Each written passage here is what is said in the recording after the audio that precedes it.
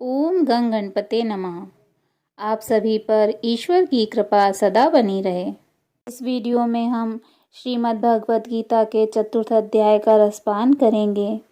श्री भगवान बोले, मैंने इस अविनाशी योग को सूर्य से कहा था। सूर्य ने अपने पुत्र वेवस्वत मनु से कहा और मनु ने अपने पुत्र राजा इक्ष्वाकु से कहा। हे अर्जुन, इस प्रकार परंपरा से प्राप्त इस योग को राज ऋषियों ने जाना, किंतु उसके बाद यह योग बहुत काल से इस पृथ्वी लोक में लुप्त प्राय हो गया। तू मेरा भक्त और प्रिय सखा है, इसलिए वही यह पुरातन योग आज मैंने तुमसे कहा है, क्योंकि यह बड़ा ही उत्तम रहस्य है, अर्थात गुप्त रखने योग्य विषय है। अर्जुन बोले, आपका जन्म तो अर्वाचीन अभी हाल का है और सूर्य का जन्म बहुत पुराना है, अर्थात कल्प के आदि में हो चुका था। तब मैं इस बात को कैसे समझूं कि आप ही ने कल्प के आदि में सूर्य से यह योग कहा था। श्री भगवान बोले, हे अर्जुन, मेरे और तेरे बहुत से जन्म हो चुके हैं, उन सबको तू नहीं जानता, किंतु मैं जानता हूँ। मैं अजन्मा और अविनाशी स्वरूप होते हुए भी तथा समस्त प्राणियों का ईश्वर होते हुए भी अपनी प्रकृति को अधीन करके अपनी योग माया से प्रकट होता हूँ। हे अर्जुन, जब जब धर्म की हानि और अधर्म की वृद्धि होती है, तब तब ही मैं अपने रूप को रचता हूँ, अर्थात साकार रूप से लोगों के सम्मुख प्रकट होता हूँ। साधु पुरुषों का उद्धार करने के लिए, पाप कर्म करने वालों का विनाश करने के लिए और धर्म की अच्छी तरह से स्थापना करने के लिए मैं युग युग में प्रकट हुआ करता हूँ। जो मेरे इस अलौकिक जन्म और कर्म का तत्व जानता है, वह मृत्यु होने पर फिर जन्म नहीं लेता और मुझ में लीन हो जाता है। इस भांति मोह, भय और क्रोध को त्याग कर मुझ में भक्ति करके और मेरे शरणागत हो बहुत से मनुष्य ज्ञान रूपी तप से पवित्र होकर मुझ में मिल गए हैं। जो जिस भाव से मेरा पूजन करता है, उसको मैं उसी प्रकार का फल देता हूँ। हे पार्थ, मनुष्य सब प्रकार से मेरे मार्ग का अनुसरण करते हैं, अर्थात वह चाहे जिसकी सेवा करें, वह मेरी ही सेवा है। मनुष्य लोक में कर्म सिद्धि की इच्छा करने वाले लोग देवताओं का पूजन करते हैं, क्योंकि इस लोक में कर्म की सिद्धि शीघ्र होती है। मैंने चारों वर्ण की सृष्टि अपने अपने गुणों और कर्म से की है। इस सृष्टि का कर्ता मैं ही हूँ, तथापि मुझे ही अकर्ता अविनाशी जानो। कर्म मुझको बद्ध नहीं कर सकते तथा कर्म फल में मेरी कामना नहीं है। इस प्रकार जो मुझको पहचानता है, वह कर्मों के बंधन में नहीं पड़ता। पूर्व काल में मुमुक्षुओं ने भी इस प्रकार जानकर ही कर्म किए हैं, इसलिए तू भी पूर्वजों द्वारा सदा के किए जाने वाले कर्मों को ही कर।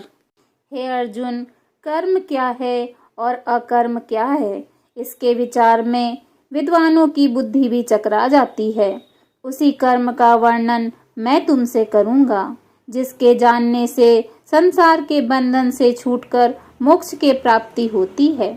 कर्म, विकर्म और अकर्म तीनों का जानना आवश्यक है, क्योंकि कर्म की गति अति गंभीर है। जो कर्म में अकर्म और अकर्म में कर्म देखता है, वही पुरुष बुद्धिमान है, वही योगी और समस्त कार्य को करने वाला है। जिसके संपूर्ण शास्त्र सम्मत कर्म बिना कामना और संकल्प के होते हैं तथा जिसके समस्त कर्म ज्ञान रूप अग्नि द्वारा भस्म हो गए हैं, उस महापुरुष को ज्ञानी जन भी पंडित कहते हैं।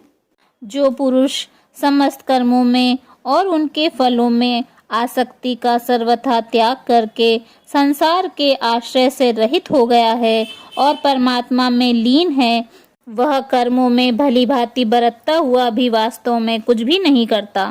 जिसका अंतःकरण और इंद्रियों के सहित शरीर जीता हुआ है और जिसने समस्त भोगों की सामग्रियों का परित्याग कर दिया है, ऐसा आशा रहित पुरुष केवल शरीर संबंधी कर्म करता हुआ भी पापों को नहीं प्राप्त होता।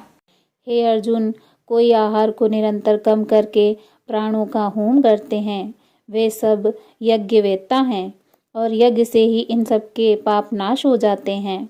हे अर्जुन, यज्ञ से बचे हुए अमृत का अनुभव करने वाले योगी जन सनातन पर ब्रह्म परमात्मा को प्राप्त होते हैं और यज्ञ न करने वाले पुरुषों के लिए यह मनुष्य लोक भी सुखदायक नहीं है, फिर परलोक कैसे सुखदायक हो सकता है।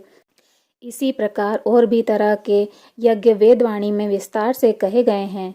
उन सबको तुम मन, इंद्रिय और शरीर की क्रिया द्वारा संपन्न होने वाला जानकर और तत्व को जानकर उनके अनुष्ठान द्वारा तुम कर्म बंधन से सर्वथा मुक्त हो जाओगे।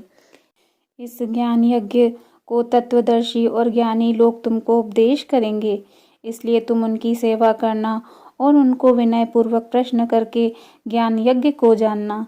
इस ज्ञान को जान लेने के पश्चात तुम्हें ऐसा मोह फिर कभी नहीं होगा।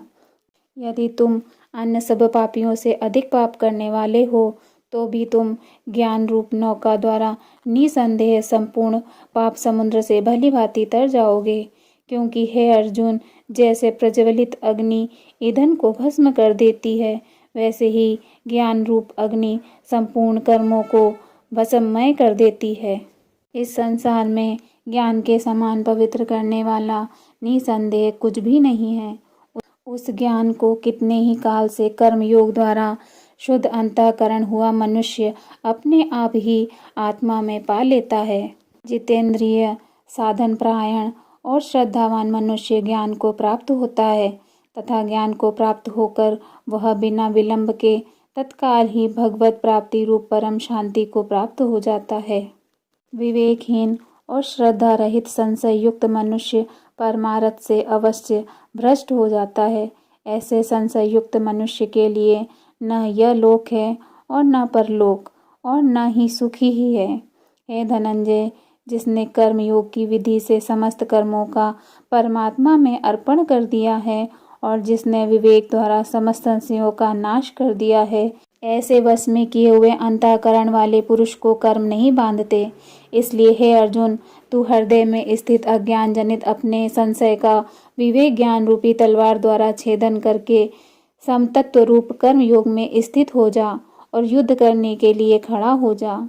ओम तत्सदिति। श्रीमद् भगवद गीता सुपनिषत्सु ब्रह्म विद्याया योग शास्त्रे श्री कृष्ण अर्जुन संवादे ज्ञान कर्म संन्यास योगो नाम चतुर्थो अध्याय।